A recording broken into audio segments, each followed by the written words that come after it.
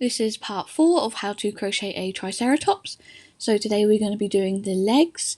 If you want the other parts, I will link them in the description. So we're going to start with a magic ring, and into that magic ring we are going to do 6 single crochets. So I'm using a white yarn, so the base of my feet will be a different colour to the rest of the leg, but you can use the same colour, you can use different colours, it's entirely up to you.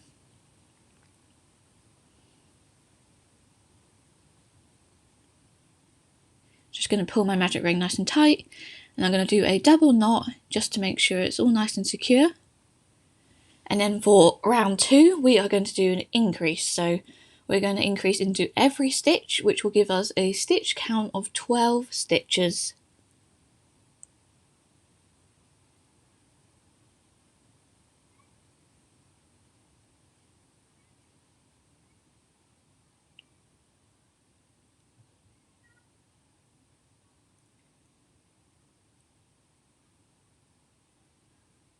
For round 3 we are going to do a single crochet into the first stitch, and then in the second stitch we are going to increase, and we're going to do this the whole way round, and this will bring our stitch count up to 18 stitches.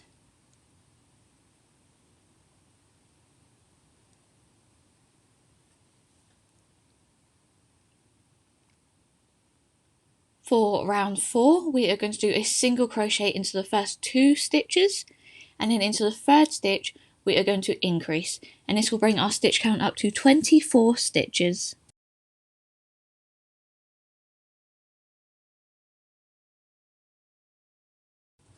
For round 5 we are no longer going to be increasing, instead we're going to do a single crochet into every stitch. However, we want to make sure that we're doing this in the back loop only and not picking up the entire stitch. So it's a single crochet in just the back loop.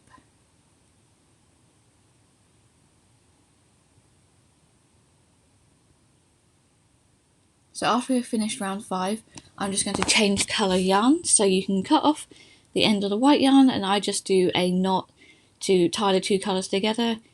There are other methods, but I just find this the easiest for me, so use whatever method is your preference. And then after we have attached the 2 different colours, we are going to do 4 single crochets and then an invisible decrease. We're going to do this the whole way around, which will bring our stitch count down to 20 stitches.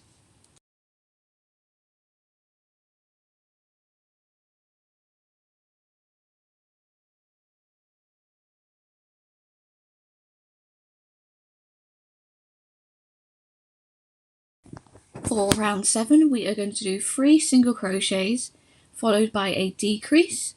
If we do this the whole way around, this will bring our stitch count down to 15 stitches.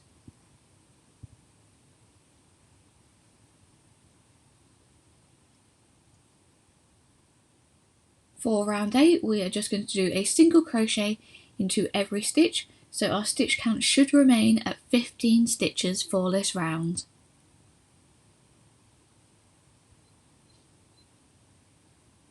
For round 9 we are going to continue decreasing, so we are going to do 3 single crochets followed by a decrease, and this will be our last round of decreases, and it will bring our stitch count down to 10 stitches.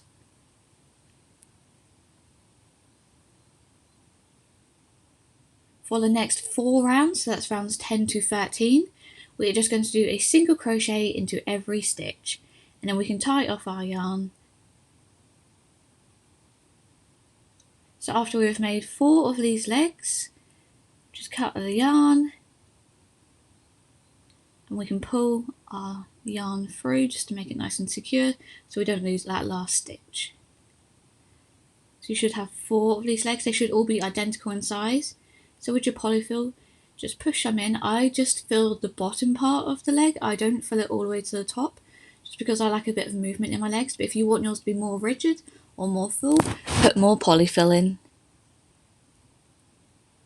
And then I start with the top 2 arms, so I just pin them in place. I put the top of the arm right in the neck crease, and I put them more to the side of the body, so there should be about an inch and a half gap in between the 2 arms. So to attach them, use your yarn needle, and we just insert our needle and try and pick up a stitch right in that neck crease. It's quite hard to pick one up just because the stitches there are very tight. But once you do find one, just pull your yarn all the way through, and then we're just going to follow this pattern all the way across the top of the yarn. So we're going to pick up a stitch in the neck crease, pick up a stitch in the leg, and pull our yarn all the way through.